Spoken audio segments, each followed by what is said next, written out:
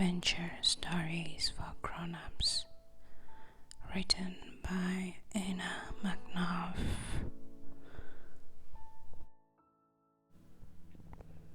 Marathons at Midnight, California, summer 2018.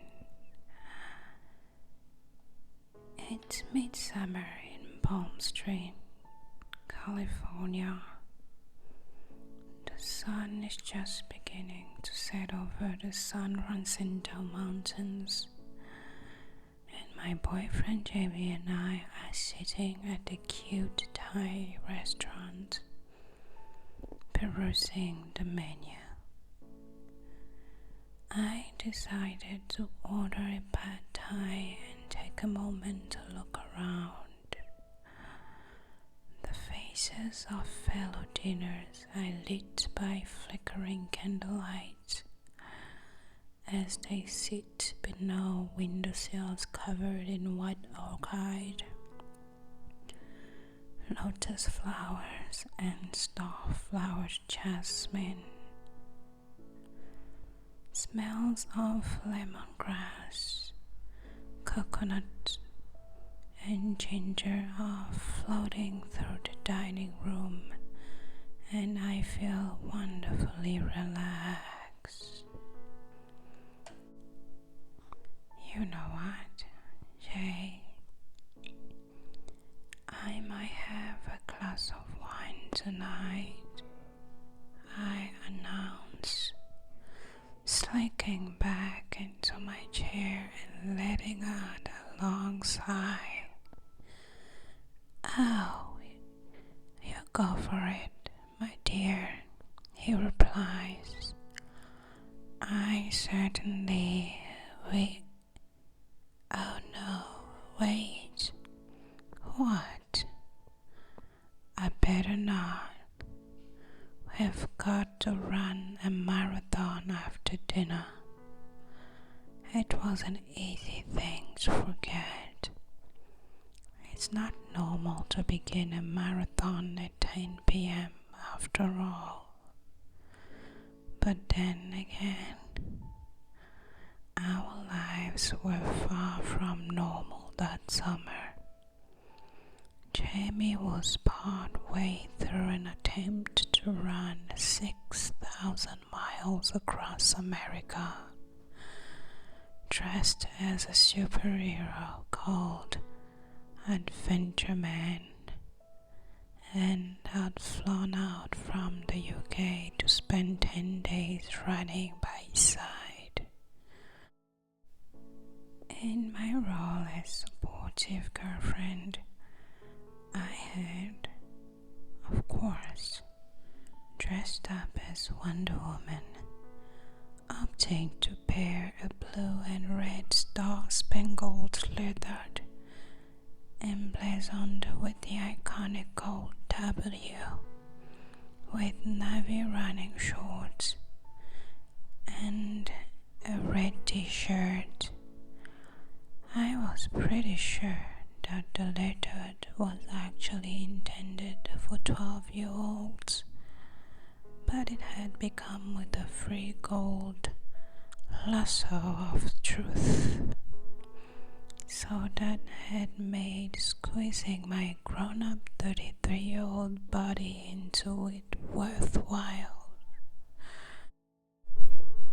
Having spent a significant amount of our 4-year relationship with one or the other off on an adventure, Jamie and I were used to spending large chunks of time apart, keeping the love alive through patchy phone calls and truncated text messages. But after 3 months of living life independently, it had been a relief to be reunited in Palm Springs.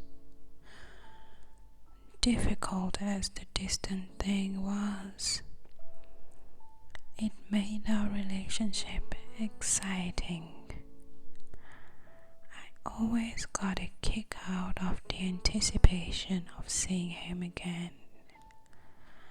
I enjoyed the first few hours of the reunion, how they felt precious and strange, filled with all the butterfly and excitement you would expect from meeting a stranger on a first date, coupled with an overwhelming sense of familiarity. Despite the jitters in your belly, you know that you trust this person and that they trust you too, and you fancy the pants of them all over again. I knew that running alongside Jamie for 10 days wouldn't be easy. I'd spent much of the flight from the UK obsessing about the many ways we could come unstuck in the alright conditions. It's being mid-August in Southern California. Temperatures during the daytime were soaring to 50 degrees Celsius, which meant that the only sensible thing for us to do was to run at night when the sun was tucked up in the bed of the horizon and the air was cooler. I say sensible. Of course it wasn't sensible to be running through the desert at all the time of the year. But adventures tend to take a long life of their own, and so there we were, bellies full of pad thai on the outskirts of the city, ready to take the first steps of our marathon through the night. I was understandably nervous about running on unfamiliar road at night. Jamie was quieter than usual, so I could tell that he was nervous too. But his nerves weren't anything to do with running at night. He already had plenty of experience with that and had been midnight marathoning for the past few weeks since passing through Los Angeles. Jamie's nervousness was focused on a knee injury it picked up while running into Palm Springs. In a bid to speed up our reunion and get to see me sooner, he'd decided to crack out 50 miles in a single day, damaging his knee in the process. We therefore dubbed those 50 miles Love Miles. Love miles are always worth it, my dear, he told me earlier that afternoon. By looking at the grimace on his face as we left the restaurant, I wasn't sure. Pushing our collective nerves aside, we wound steadily out of town, past the gay club blasting out trance anthems, sun-kissed California types, sipping on Mai Tais at tall tables, and palm trees adorned with fairy lights. Jamie gave a loud cheer as we swerved Caesar, Jamie's running stroller around a couple smooching on a street corner. Getting there, he hollered. The couple stopped kissing and looked at us. The man's face was smeared with red lipstick and their eyes hinted that they may have had their own glass of wine or 6 with dinner. The woman waved one arm in the air and cheered back before resuming the street's smooth fast, and we ran on. As the music from the bars and clubs became fainter and the city light faded from view, we began to pass through the playground on the rich and famous.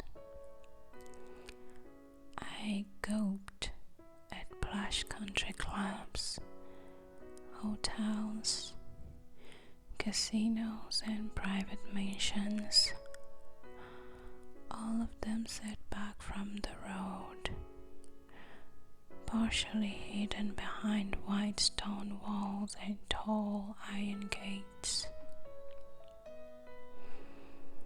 From day on,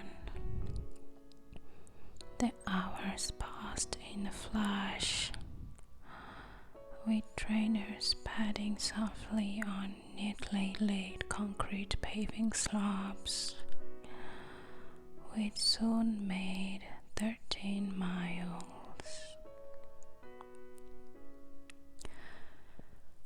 We took turns to push Caesar, doing our best to extract oxygen from the hot syrup-like air and pausing every so often to stick our heads under the cool sprinklers that were watering manicured patches of roadside grass. There was a harvest moon in the sky, and it looked enormous. A lemon yellow ball floating on the horizon, obscured every now and then by a cluster of pacing blue-gray cloud.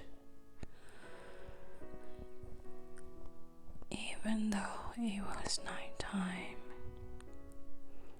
it was still 38 degrees Celsius, and from time to time, the humidity would really get to me. Running in that kind of heat made me feel uncomfortable in my own skin, and my mouth tasted as if someone had emptied a year's worth of vacuum cleaner's dust into it. Every 5 miles or so, we'd pass a 24-hour gas station and take sanctuary in their air-conditioned convenience store, scoring a cold drink and sitting on the curb outside to gulp it down. Sparkling water for Jamie, a bottle of ice-cold chocolate milk for me.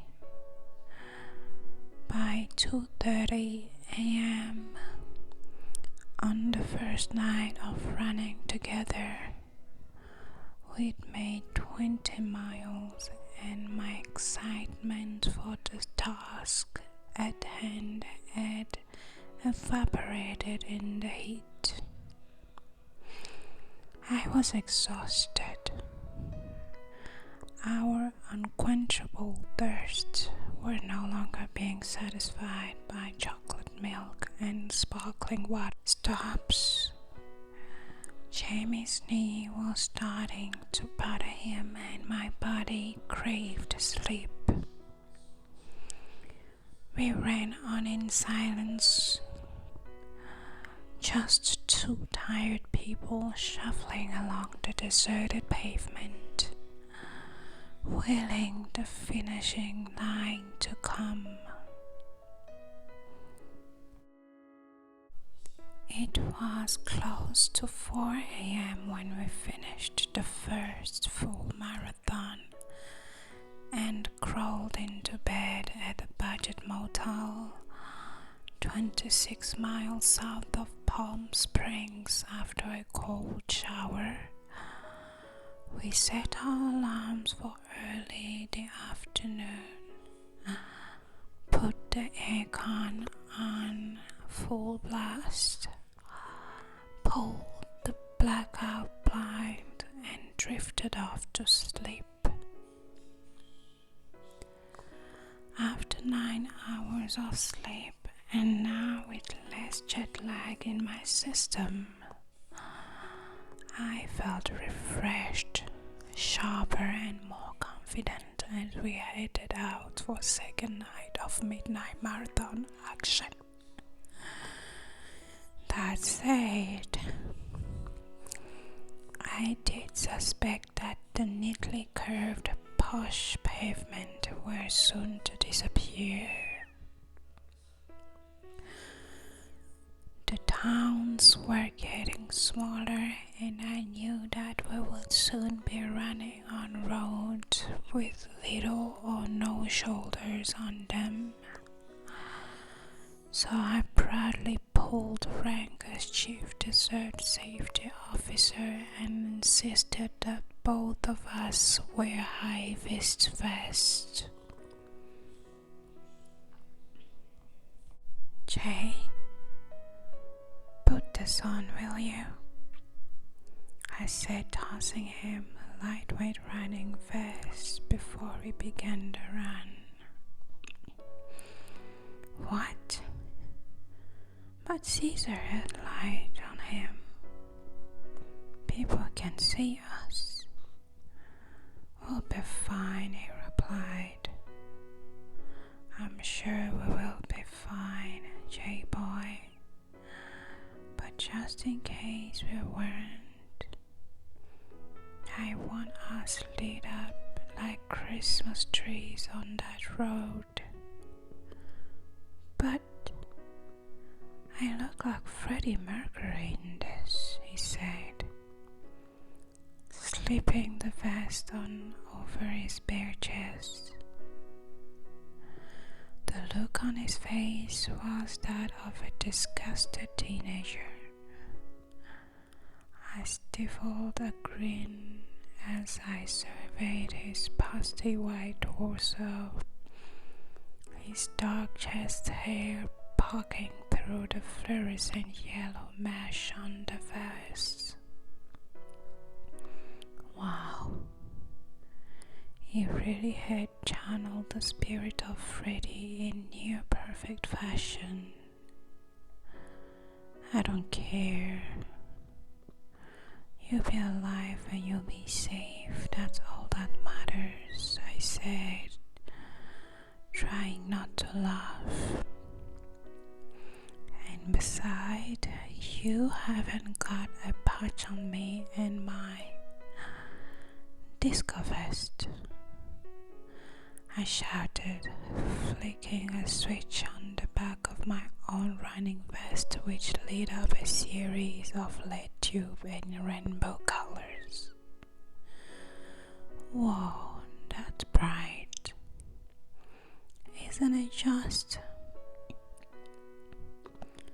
Can you run behind me, please? He said. If I look at that thing for too long, it's going to make me have a seizure. Oh, come on, J-boy. You're just jealous because I'm having my own personal party over here. Play your cards right and I might even let you turn me on. Oh, hey, I said, flicking the light switch on the vest back and forth, harnessing the power of Freddie and with the multicolored power of Disco Vest on our side. We were on our merry way by 11 p.m. Jamie was pushing Caesar on the front, and I, as requested, miles came and went with no trouble at all. By 7 miles we were storming along, having covered the distance in under 90 minutes. With this kind of progress, we'll finish tonight's marathon in no time at all, I thought. At 9 miles marker, Jamie has decided to let me run ahead, and now I noticed that he was lagging behind. "Jay, you're right," I called over my shoulder, pulling Caesar to a halt. Jamie made it to where I was standing and screwed up his face. "Not really, it's my knee. It's not good," he sighed, rubbing his right kneecap. As I turned out, Mr. Mercury and the light-up disco vessel weren't enough to ward off bad luck, and what we had hoped were going to be an easy breezy second night of running turned into slow-motion agony as Jamie's mild knee injury flared up. We were still running, or rather limping, when dawn broke. Just as the sun began to rise over the surrounding mountains, we accepted defeat. We'd only make 18 miles and Jamie was gutted. He still had over 3,000 miles left to run on his trans-American journey to the state of Maine, and any injury that had the potential to be an adventure showstopper was real bro. We took refuge in the nearest motel we could find, drew the blackout blind and crawled into bed, not knowing how long it would be before Jamie could run again. We spent the following 5 days holed up in the city of Indio. Now we've got nothing against Indio. It's a nice enough place, a working class town in the Coachella Valley built on agriculture and surrounded by sand, scrub and reddish orange peaks. But I'm not sure it will ever be included on the list of must-visit holiday destinations, and it's certainly not a place you want to be unexpectedly stuck for 5 days, especially when the only space to hang out in our small air-conditioned motel room or a fast food restaurant. In a bid to keep my sanity while Jamie rested, I decided to shift my focus from the thing I couldn't control to those that I could. That led me to thinking about the road ahead and to think some readings about a place I hoped we'd be reaching soon. Bombay Beach, on the shore of the Shelton Sea. According to Atlas Obscura, the Shelton Sea is a barren post-apocalyptic wasteland frozen in the 1960s. Now, if that doesn't sound like a destination for a romantic couples break, I don't know what does. Although it's called the Salton Sea, it's actually a large lake. But how on earth does a lake form in the middle of the desert? I hear you cry. I'm so glad you asked. It all kicked off in 1905 when the Colorado River swelled and flooded a valley called the Salton Sink. The flooding continued for 2 years and the lake grew into a body of water 15 miles wide and 35 miles long, making it the largest lake in California. Soon, birds began to flock to the area and schools of fishing thrived in the sea. Property developers saw the opportunity for a unique warm weather holiday destination within driving distance of cities on America's west coast and dubbed the area the Salton Sea.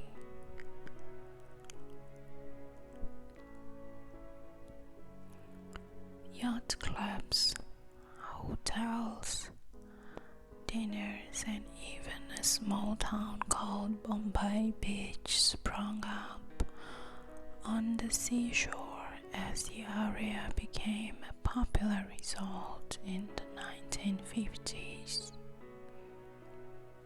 But disaster loomed. Dun dun da. Once the flooding subsided, and with no regular rainfall in the area, there was no way to maintain a flow of fresh water into the lake. Runoff water began entering the Salton Sea from nearby farms, polluting it with pesticides and making it saltier than the Pacific Ocean. Depleted oxygen in the sea killed fish and dragged their rotten body onto the beach, where they shriveled in the sun, said the Obscura. What once was a dream destination became a fishy graveyard, and as the water in the lake stagnated, so too did tourism at Bombay Beach. Each year, fewer people visited, and gradually the yacht clubs, dinners, and hotels closed their doors and fell into disrepair. Today, the town is popular with photographers and artists who visit the shores of the sea to capture images of a derelict resort frozen in the 1950s. Wow, what a place, I thought. There was something electric about the idea of running into a post-apocalyptic wasteland. I like anywhere in the world that's different. Better still, Since we'd been running into the town of Bombay Beach about 60 years after the tourism boom, it was guaranteed to be quiet, perfect. By the fifth evening in India, Jamie's knee pain was down to a manageable level, and he was ready to hit the road. Bombay Beach was 50 miles south, and we reckoned it'd take us 2 days to get there. To avoid the searing daytime heat, we'd line up and staying in some firefighters at a remote fire station halfway through 50 miles. But we were struggling to find somewhere to rest our head in Bombay Beach itself, and it was playing on my mind. Jay, I'm a bit worried we don't have anywhere to stay in Bombay Beach yet, I said. Don't they have a motel or something? He replied. No, it's a tiny place. 200 people, I think. There's no motel, just one bar called the Ski Inn. Well, just ask the firefighters, they know someone. But what if they don't? I don't want us running out into the desert in the middle of the night with nowhere to stay when the sun comes up, I said, biting my lip. I could swear it was my mom's voice coming out of my mouth and not my own. But I couldn't help it. If those first few days of running had shown me anything, it's that we couldn't underestimate the toll that the heat would take on our bodies. Having a cool place to stay and to get some sleep during the daytime was a necessity, not a luxury. I was all for winging it, but I wasn't up for winging it in a 50 degrees Celsius desert in August. Okay, I'm about to go and grab some ice cube from reception to stick in our bottles. How about I call the Bombay Beach ski bar place where I do that? While I do that, I'm sure they know someone who can help, he said. Jamie headed to reception to make the phone call and came back 5 minutes later with a big grin on his face. You'll never believe this. What? She's from Gloucester's. Who? The receptionist? No. The woman who owns the bar at Bombay Beach. Sandra. She's from Cirencester. She had a proper West Country accent and everything. No way. What were the chances that the woman running the Ski Inn, the one bar in a small town of Bombay Beach in the middle of California desert, was from our home country of Gloucester. Could she help? I asked. Of course she can. She said she's got a spare holiday home in town that we can have all to ourselves and stay as long as we like, he beamed. Oh, how kind is that? And she said she would meet us when we arrive. What? But that'll be 3 a.m. Yep. I told you she was lovely. You're happier now? Jamie asked. Much happier, thank you, and thank you, Sonja. Shall we shake the bush then?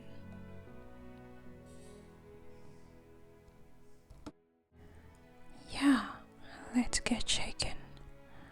Bombay Beach, post-apocalyptic wasteland and home to Sonja, goddess of Gloucester. Here I come. God, it felt good to be back on the road, to be moving again through the sticky heat of an August night. Even if it was 40 degrees Celsius and humid to boot, I was just happy to be back out there, flashing the fast food eaten in Hendayo from my veins and shaking loose the uncertainty that Jamie's knee injury had dished up for our time together. Once we got out of town, the traffic became close to non-existent. We took a series of small back roads, zigzagging our way south, following dusty tracks down the side of field where the bell peppers were growing, bulbous and red on the vines, shiny toad skins reflecting the glare from our head torches as we shuffled on by. Jamie's knee was holding up, and I soon discovered that I had far more energy than when we'd run out of Palm Springs. The days of enforced rest in Hendayo had allowed me to get over my jet lag and to accumulate the illusion was shattered when the scorpion scuttled out from beneath a small shrub next to the road. Jamie screamed at the top of his lungs, and I wet myself with fear. Perhaps we weren't quite desert warriors yet. Scorpion attacks aside, it's hard to explain what it feels like to be alone as a couple in the desert at night. It seemed as if while Jamie was recovering, the desert had held a space for us, a secret place to retreat to when the rest of the world was asleep. I reveled in the silence and simplicity of it, and I began to feel greedy, having it all to ourselves. There was a sense of resilience on one another out there too, an unspoken acknowledgement that we were a long way from helping hand should things go tit up. And with that, the bond between us grow tighter. Sometimes we chatted as we ran. Sometimes we ran in silence, listening to the sounds of nearby water sprinklers, the wind moving through leaves of date palms, the scuffle of unseen cratered in the bushes, the soft patter of trainers on the earth, and the turning of scissors wheel. Without much to look at while we ran, I found that sight took a back seat and my other senses were heightened. I felt subtle changes in the air around us, an increased humidity, a slight shift in the wind. The air was still hot, almost too hot to breathe, and it smelled faintly of overheated car engine. But I kind of liked that too.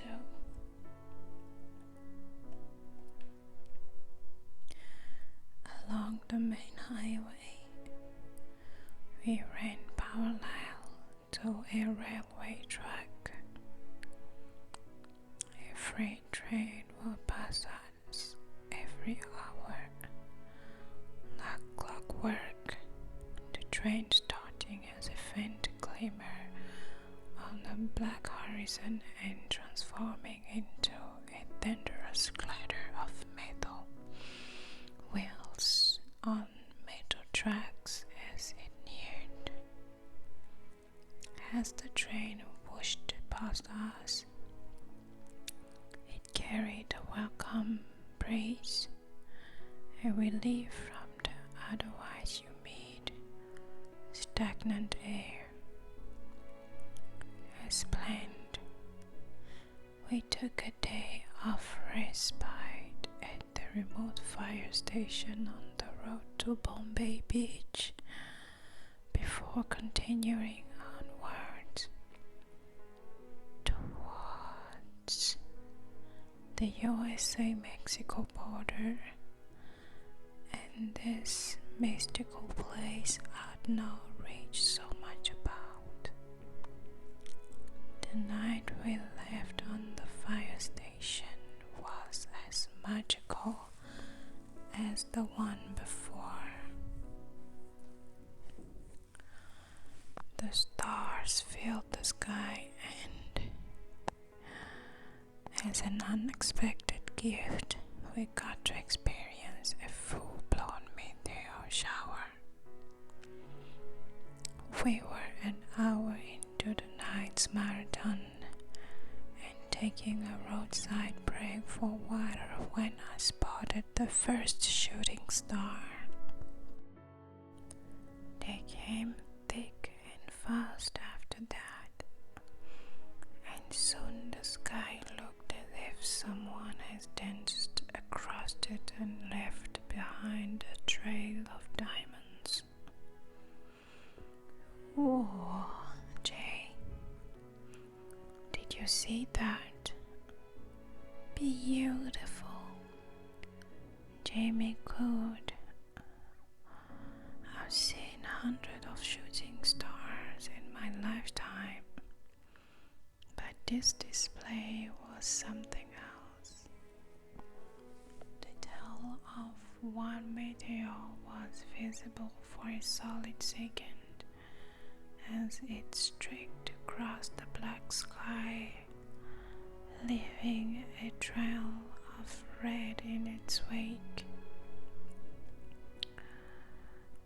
When we made it to Bombay Beach, Sonja from Siren's Chater was there waiting for us, all smiles and hugs and West Country accent, as if greeting to strangers at 3 a.m. in the car park of a bar in the middle of Nowheresville was the most normal thing in the world. She led us through the dusty, darkened street of the town and to our bed for the night. The next day we emerged from Sonja's aircon cocon and spent some time exploring the town. It didn't take long to walk every inch of it. The whole town was no more than 500 meters long, with a grid of street labeled simply A to D straight in one direction and First to Fifth Avenue in the other. The first thing I noticed was the silence. There wasn't a soul to be seen, and wandering around, looking up and out at the mountains beyond the lake felt strangely peaceful. The majority of the houses were mobile homes with neatly maintained sandy yard, but in between there were empty caravans with broken windows and shakes with graffiti on the walls, burned out cars, bricks, Cadillacs, Chevys, and even limousines sat rusting on a patch of gravel at one end of town. Discarded household furniture was dotted throughout the streets, and we spotted a lone, tattered armchair on the beach with its stuffing hanging out. The one bright red upholstery heavily faded by the desert sun.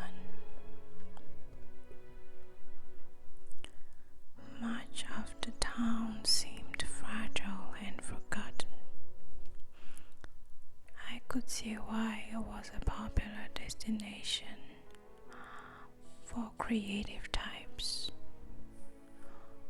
All those forgotten things had a story to tell after all.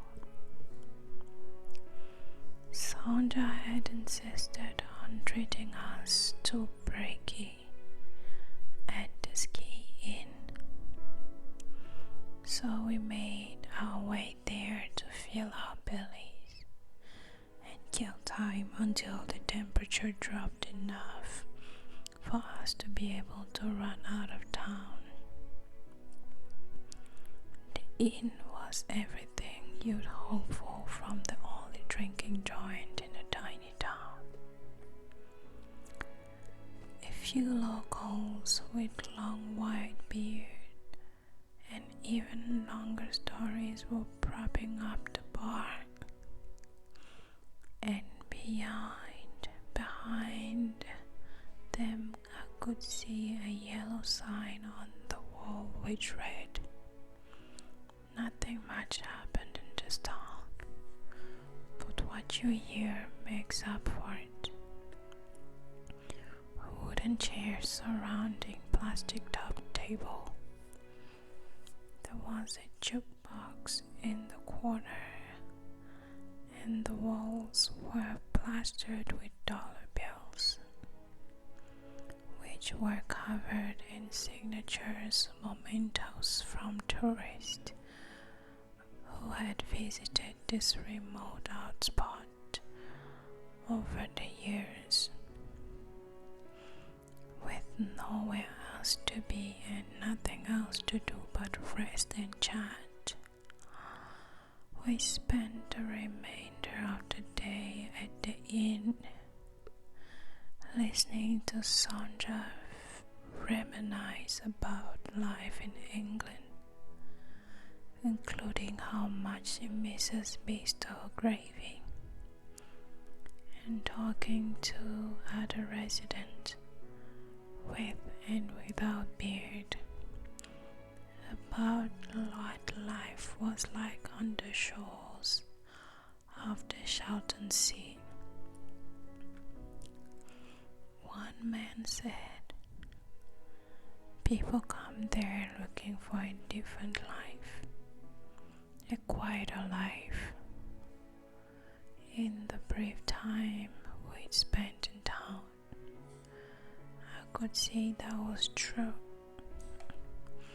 After thanking Sonja for our hospitality, we ran out of Bombay Beach after the moon had risen. I kept Jamie company for a few more days, but soon it was time for him to continue his Trans-America adventure alone. I left him just shy of the California-Arizona border and hitched a ride to Greyhound bus station to begin my long journey home.